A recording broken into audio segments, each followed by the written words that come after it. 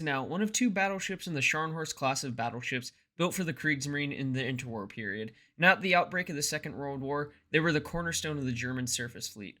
For this initial part, we will take a look at the development and construction of the Gneisenau, as well as a brief look at the ship's initial service history during the Second World War. With this video, I hope to do a better job at telling the story of the ship than my initial video on the subject, as I have learned the value of proper sourcing of information since the time of that video. With that being said, let's continue on. Our story will begin with an event we have discussed in this channel. On June 21st, 1919, when the German High Seas Fleet scuttled itself en masse, in part leaving the future Reichsmarine, the navy under the Weimar Republic, with only remnants of the formidable High Seas Fleet. Now, with that being said, the Treaty of Versailles limited the German Navy to 6 pre-dreadnoughts with an additional 2 in reserve, 6 light cruisers with an additional 2 in reserve, and a number of older torpedo boats. Now, this force would be augmented by the building of new ships with a displacement up to 10,000 tons, but only to replace existing ships. Germany's new naval leaders in the Reichsmarine had a desire to improve their situation at the earliest opportunity. In the early 1920s, there were hopes to replace the pre-dreadnoughts and old cruisers with new construction, but with the Weimar Republic's political and financial instability, that was easier said than done. To quote from battleships of the Scharnhorst class, the Scharnhorst and Gneisenau, the backbone of the German surface force at the outbreak of the war by Gerhard Koop and Klaus-Peter Schulke, quote, between the end of 1918 and the 30th of January 1933, there were 20 cabinets and 12 different Reich chancellors, allowed for little continuity of purpose, end quote. Along with the economic troubles due to the war reparations imposed on Germany, with crippling hyperinflation, new warships were not a high priority until the late 1920s, when things began to stabilize. The first replacement for the pre-dreadnoughts would be the Deutschland class of cruisers, of which, to get a more detailed look, I would recommend the book Pocket Battleships of the Deutschland class, Warships of the Kriegsmarine, by the same authors I discussed earlier. The preliminary designs for new capital ships for the Reichsmarine would be dated to 1928. With the secret approval of the government, they would plan ships with a standard displacement of 17,500 tons, their armament consisting of 305mm guns, 150mm guns, and 88mm guns. By 1930, the government agreed to the so-called ship replacement building plan, which, to quote again from battleships of the Scharnhorst class, quote, the rebuilding plan, which embodied the policy of having in commission 6 pre-dreadnoughts or armored cruisers, 1 aircraft carrier, 6 cruisers, 6 destroyers or torpedo boat half-flotillas, 3 minesweeping half-flotillas, 3 E-boat half-flotillas, 3 U-boat half-flotillas, 1 sail training ship, and 1 mine-laying group. In addition, the creation of a naval air arm was predicted, consisting of 9 small squadrons and more besides, end quote. This plan would come into effect in November of 1932, under the control of the Reich Defense Minister, Kurt von Schleicher. With the commissioning of the Deutschland class, it certainly had the nations of France and the United Kingdom interested, so much so that France would order 2 battleships, Dunkirk and Strasbourg, of which I have made updated videos on both these ships, and to get a better perspective on their development, I would go watch those. With these 2 powerful vessels, armed with 8 330mm guns and a design top speed of 29.5 knots, they hoped to counter the threat posed by the Deutschland class in the Atlantic, along with helping out the older battleships of the Marine Nationale against the battle line of the Italian Regia Marina. Anyway, to get back to the subject at hand, the building of these French battleships would catch the eye of the Germans, who would take a review of their own naval planning.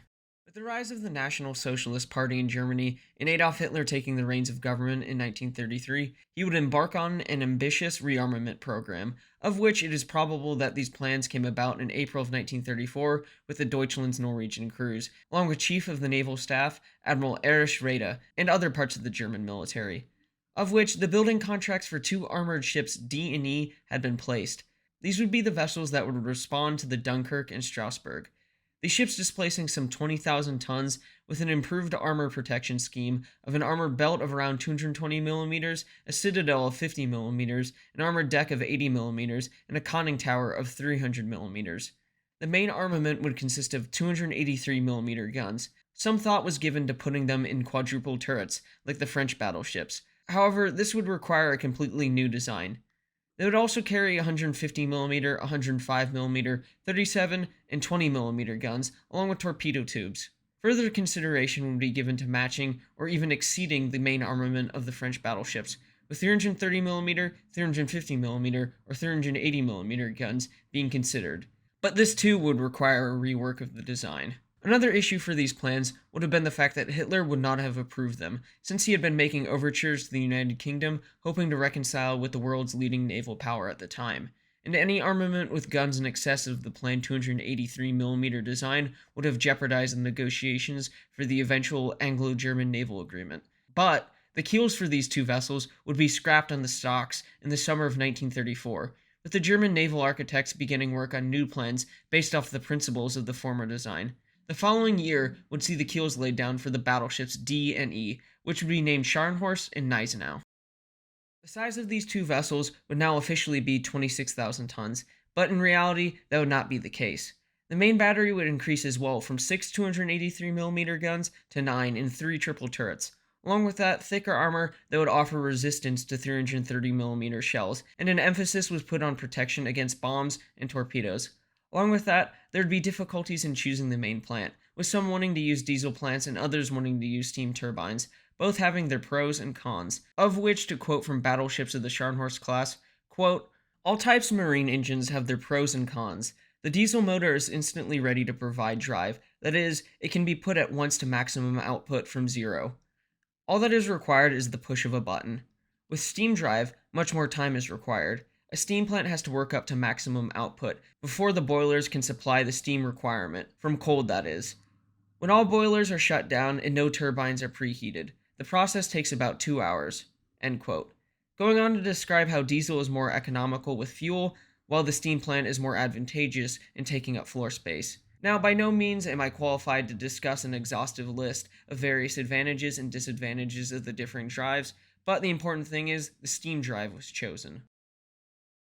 Another thing that was clear was that the construction of the Scharnhorst and Gneisenau were a clear breach of the Versailles Treaty, only to be sanctioned retroactively by the Anglo-German Naval Agreement. Now, moving on to the design of the Gneisenau, the ship would be built by Deutsches Werk in Kiel, having a standard displacement as of 1935 of 31,632 tons, and an operational tonnage of 37,902 tons. As for machinery, the Gneisenau would have 12 boilers that powered 3 sets of geared turbines in individual housings and 3 turbine rooms, which would produce a maximum of 160,050 shaft horsepower, giving the ship a top speed of 30.7 knots. As for armaments, the main battery would consist of 9 Model 1934 283mm 54 caliber guns in triple turrets, 2 forward and 1 aft. As for the secondary battery, it would consist of 12 150mm guns, with 8 in twin mountings and the other 4 in single mountings. There would also be 14 105mm guns in twin turrets, with that 16 37mm anti-aircraft guns in twin mountings and 10 20mm guns in single mountings. With that being said, there would be later refits that would modify the armament, of which one of them was in 1941, when the Gneisenau would receive 2 triple sets of torpedoes from the light cruiser Leipzig. Anyway, at its thickest point, the belt armor would be 350mm, with bulkheads varying from 150mm to 200mm. The upper deck would have 50mm of armor, and the armored deck would vary between 80 to 95mm, while the armored deck slopes varied from 105 to 110mm in thickness. The main battery turret face would have 360mm, the sides 180mm, the rear 350, and the roof 180mm. Being laid down in May of 1935, launched in December of 1936, and commissioned in May of 1938. As we discuss the ship's career, I plan on discussing some of the refits as they happen. Gneisenau would enter service on May 21st, 1938. Part of her complement coming from the light cruiser Karlsruhe, which began a refit on the 25th of May at Wilhelmshaven. For the first couple weeks of June, the ship would do some working up, and then on the 30th, heading out into the northern waters for an extended trial period, until the 8th of July. In August, when the heavy cruiser Prinz Eugen launched, upon this occasion a naval review occurred, of which the Gneisenau was there. Later in September, when entering the port of Wilhelmshaven for the first time, she would touch an entrance lock wall, entering dry dock immediately following. As a result, the ship would be based out of Kiel. Instead, Wilhelmshaven became the home of the Admiral Graf Spee.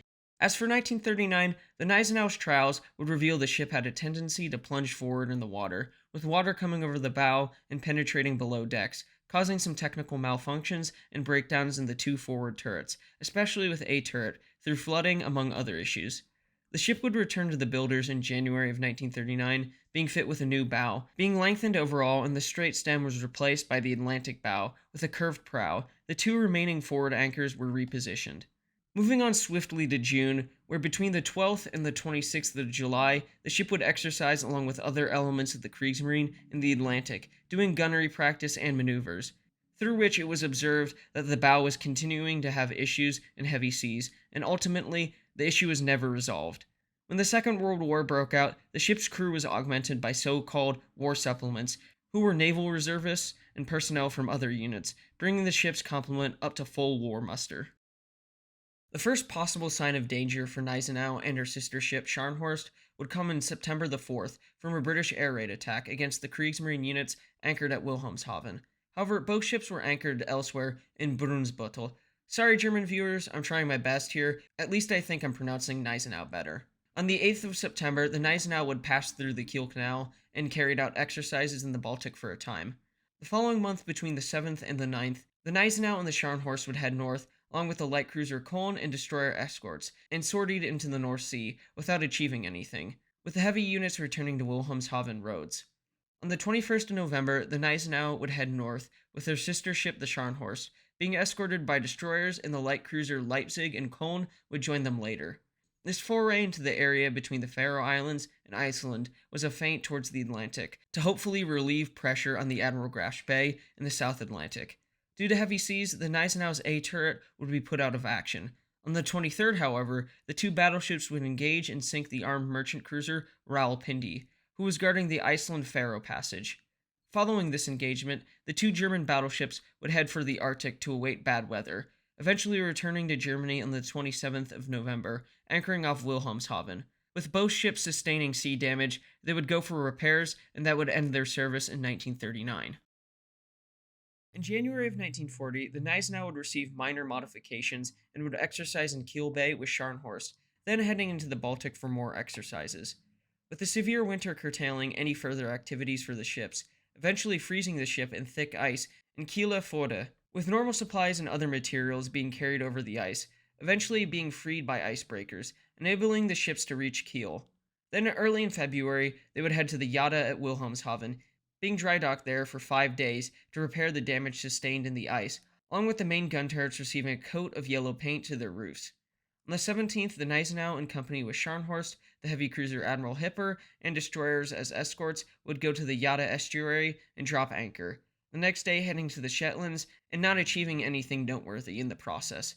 Returning to Germany on the 20th, where the Gneisenau would head to dry dock to remove the catapult atop sea turret. Following this, rotating between the roads, the harbor, and the shipyard. The next major action the Gneisenau would take part in would be Operation Vessebung, as part of the invasion of Norway, but we will have to leave that for another part of the upcoming series. Hope you all have enjoyed this first part as much as I have, as I have been doing some different styles of content with the development of ships over the past couple months, and it feels good to get back to the roots of this channel and telling the story of certain ships. Anyway, be sure to tell your loved ones that you love them.